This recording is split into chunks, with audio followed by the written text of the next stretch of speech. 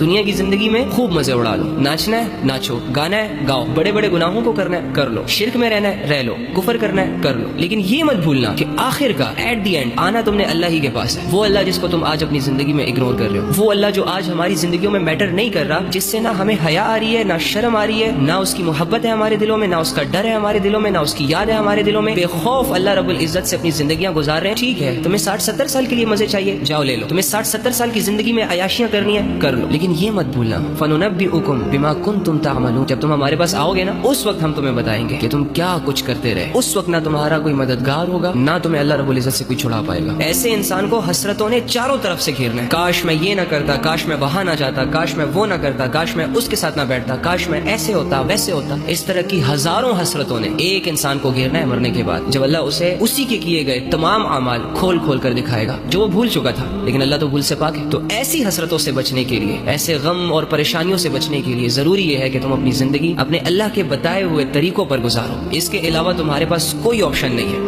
ایک بات تو یاد رکھے کہ وہ قیامت جس کا اللہ نے ذکر کیا ہے کہ جس میں زمین ہج کولے کھائے گی، آسمان پھٹ جائے گا اور ستارے ٹوٹ جائیں گے، پہاڑ اڑ جائیں گے، سمندروں میں آگ لگا دی جائے گی، یہ قیامت کب آئے گی کیسے آئے گی اللہ کو پتہ ہے۔ اس کا ڈر بھی دل میں ہونا ضروری ہے۔ آپ کی قیامت آپ کی موت ہے، میری قیامت میری موت ہے۔ میں نے اور آپ نے یہاں مرنا ہے اور اگلے ہی لمحے اللہ رب العزت نے ہمیں دوسری زندگی دے کر اپنے سامنے کھڑا کر دینا ہے۔ مرنے کے بعد میں کوئی عمل نہیں کر سکتا، مرنے کے بعد میں کوئی توبہ نہیں کر سکتا، مرنے کے بعد میں کوئی اللہ کی عبادت نہیں کر سکتا۔ لہٰذا اللہ کی باتوں کو سیریس لیں۔ اللہ کی باتوں کا جس نے بھی مذاق اڑایا نا اور جس نے بھی اس کا انکار کیا، اس کی زندگی بھی خسارے میں گزری ہے، اس کی موت بھی بھیانک ہوئی ہے، اس کی قبر کی زندگی بھی برباد ہوئی ہے اور اس کی آخرت بھی آپ کی آنکھوں کے سامنے برباد ہوگی۔ آپ دیکھیں گے ان لوگوں کا حال جن لوگوں نے اللہ کی آیتوں کو جھٹلایا، جن لوگوں نے اللہ رب العزت کی باتوں میں انٹرسٹ نہ لیا، جن لوگوں نے اللہ رب العزت کی بات کو نہ مانا۔ اللہ ہو کر ایک انسان کو سمجھا رہے ہیں کہ ایسے کرو، یہ عمل کرو، اور انسان ہو کر اللہ کی بات پر دھیان نہیں دے رہا۔ اللہ فرما رہے ہیں ارے لوگوں تمہاری یہ سرکشی، یہ گناہ تمہارے اپنے ہی خلاف پڑ رہی ہے، تم جو بھی بدعمالیاں کر رہے ہو یہ تم اپنے حق میں برا کر رہے ہو، کسی کا برا نہیں کر رہے۔